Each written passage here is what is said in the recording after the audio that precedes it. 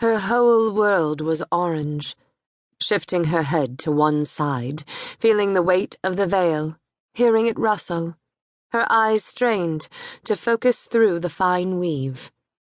Orange.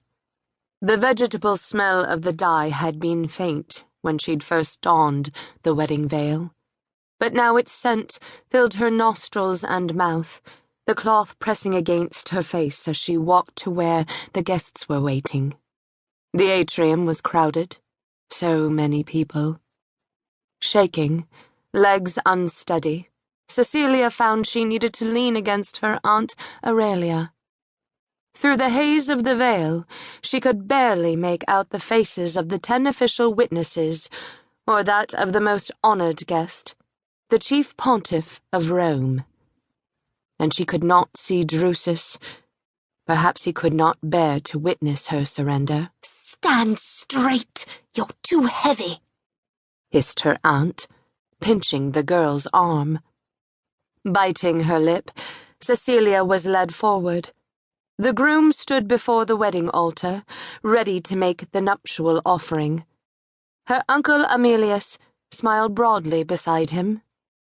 Aunt Aurelia, acting as presiding matron, deposited her charge with a flourish, then fussed with the bride's tunic. She was reveling in the attention and smiled vacuously at her guests, but the girl was aware that, for so crowded a room, silence dominated. Drawing back her veil, Caecilia gazed upon the stranger who was to become her husband. To her surprise, his black hair was close-cropped, and he was beardless. She was used to the long tresses of the men of Rome, and their odor. This man smelled differently. The scent of bath-water mixed with sandalwood clung to his body. Head bowed, she tried in vain to blot out his existence no more than a handbreadth from her side. But she need not have bothered. He made no attempt to study either her face or form. "The auspices were taken at sunrise," declared Aemilius. "The gods confirm the marriage will be blessed." Bride and groom sat upon chairs covered with sheepskin and waited while the pontiff offered spelt cake to Jupiter. There was a pause as they stood and circled the altar. Then the priest signaled Aurelia to join the couple's hands.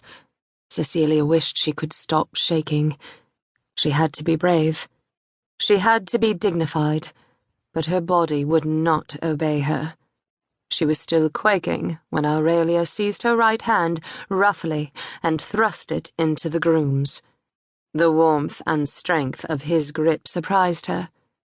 Her palm was clammy, and it occurred to her that her hand would slip from his grasp. Slowly, she turned to face him. He was old. Lines of age ploughed his forehead and creased his eyes. He must be nearly 20 years. What was he like, this man? Her husband? Aware that she should be making her vows to him in silence, she instead prayed fervently that the gods would take pity and not make her suffer too long or too hard in his keeping. His hand still encompassed hers. Before releasing her fingers, he squeezed them slightly, the pressure barely perceptible. She held her breath momentarily, amazed that the only mark of comfort she had received all day had been bestowed upon her by a foe. She scanned his face. His eyes were dark and almond-shaped, like the hard black olives from her aunt's pantry. His skin was dark too, sun-dark. A jagged scar ran down one side of his nose to his mouth. He was far from handsome. His toga and tunic were of a rich dark blue, making all stare at him for a difference other than his race. Yet his shoulders were held in a martial pose, no less a man for his gaudiness, it seemed, than the Roman patricians around him in their simple purple-striped robes, and the bridal wreath upon his head could have been a circlet of laurel leaves, a decoration for bravery, not nuptials. A golden bulla hung around his neck, astounding her. For a man did not wear such amulets once he'd stepped over the threshold to manhood. Only children wore such charms in Rome.